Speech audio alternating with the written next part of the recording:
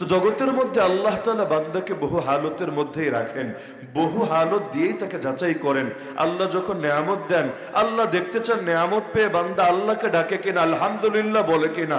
আবার যখন বিপদ দেন তখনও আল্লাহ দেখতে চান বিপদেও আল্লাহকে স্মরণ করে কিনা, ইন্না লিল্লাহ বলে কিনা, যে সর্বদা আল্লাহকে স্মরণ রাখতে পারে।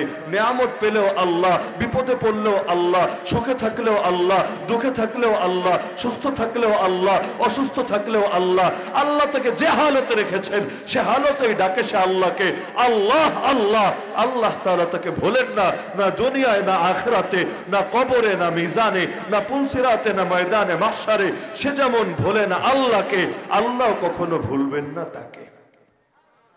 যেমন সহিহ হাদিসে আছে, কারো যখন সন্তান মারা যায়, আল্লাহ তাআলা আসমান থেকে ফেরেশতা পাঠিয়ে দেন, যাও দেখে আসো আমার বান্দা কি বলছে।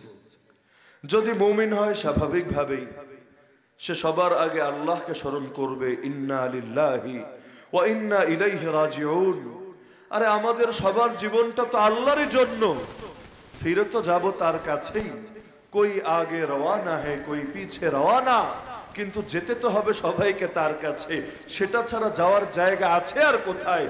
লা মালজা ওয়ালা মানজা মিনাল্লাহি ইল্লা ইলাইহি। দুনিয়ার বাস্তবতা তো এটাই, এসেছিও তার থেকে, ফিরেও যাব তার কাছে। মাঝখানের যে জীবন, তাতেও যা করি একমাত্র তাকে রাজি আর খুশি করার জন্যই তো করি। তা আল্লাহ নেয়ামত দিয়েছিলেন, আল্লাহ আবার নিয়ে নিলেন, দুদিন পর তো আমাকেও নেবেন।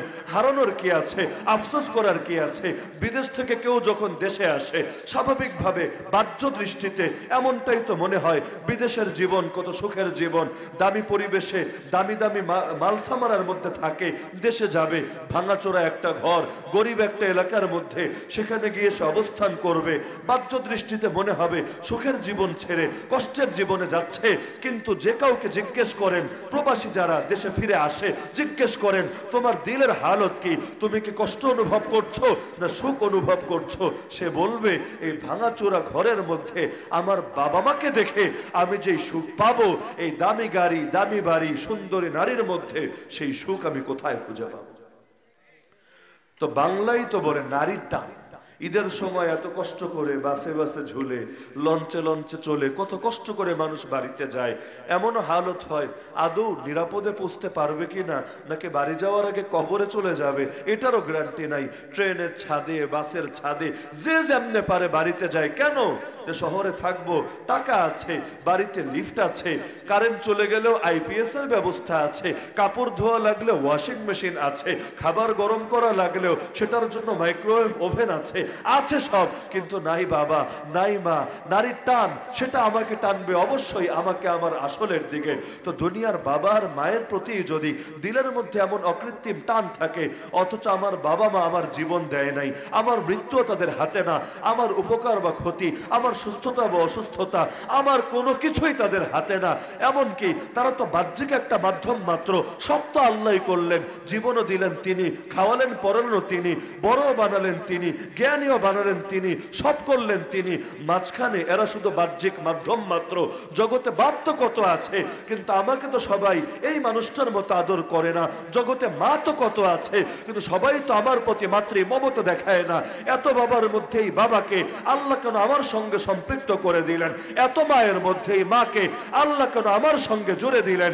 তার মানে এটার পেছনে মূল কৃতিত্ব তো আল্লাহর, মূল অনুগ্রহ তো আল্লাহর, আসল রহস্যও তিনি জানেন, আসল হেকমত তার নলেজেই আছে একমাত্র।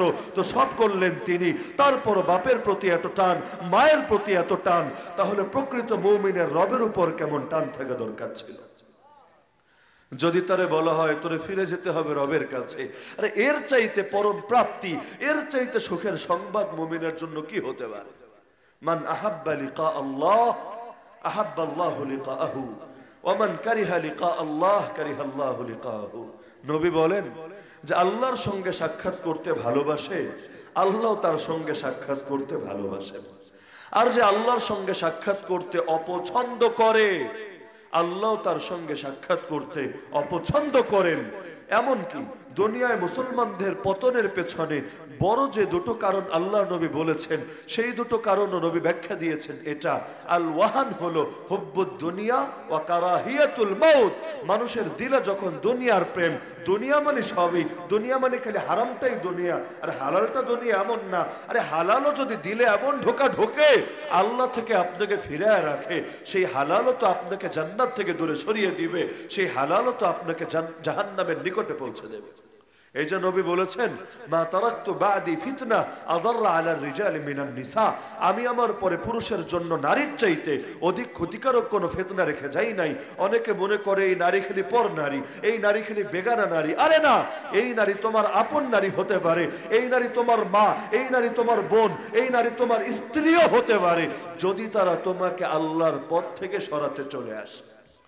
মা যদি তোমার দিলের মধ্যে মুনাফিকের সৃষ্টি করে, মা যদি তোমাকে শিরিক এবং কুফরি মতবাদ এবং মতাদর্শে উজ্জীবিত হওয়ার জন্য প্ররোচনা দিতে থাকে, ওয়া ইন জাহাদাকা আলা আন তুশরিকা বি মা লাইসা লাকা বিহি ইলম ফালা তুতিহুমা, তাহলে সেই মা যদি আপন মা, পর না, আমার জন্য পর নারী না, বেগানা নারী না, কিন্তু তবু আমার জন্য বড় ফিতনা।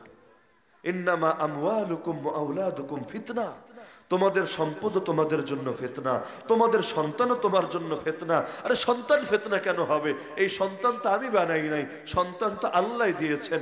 সন্তানকে আল্লাহ তো এজন্যই দিয়েছেন, সে আমার কুররাতু আয়ুন, আঁখো কি ঠান্ডা, আমার চোখে শীতলতা হবে, আমিও তার দ্বারা উপকৃত হব, সেও আমার দ্বারা উপকৃত হবে। সিরেফ দুনিয়ায় না, আখিরাতে।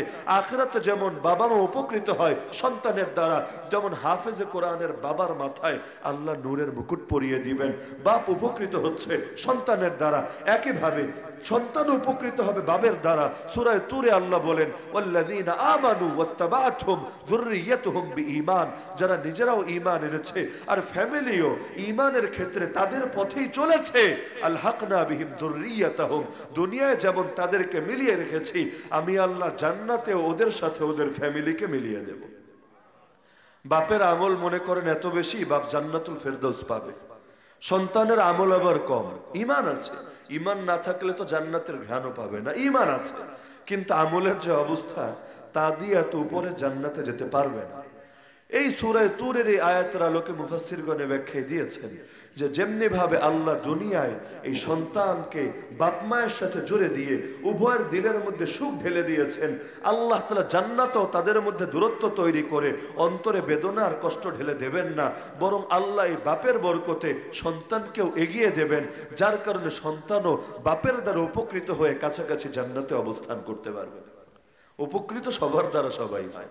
আমার নবী যেমন বলেছেন, বেশি করে বাচ্চা নাও, মানে এমন নারীরে বিয়ে করো যেই নারীর মধ্যে দুই গুণ আছে, অনেক বেশি প্রেম করতে পারে, হালাল প্রেম, স্বামীর সাথে প্রেম, ফেসবুকের পরকীয়ার প্রেম না, যে অনেক সুন্দর প্রেম করতে পারে স্বামীর সাথে, হৃদ্যতা ভালোবাসার বন্ধন গড়ে তুলতে পারে।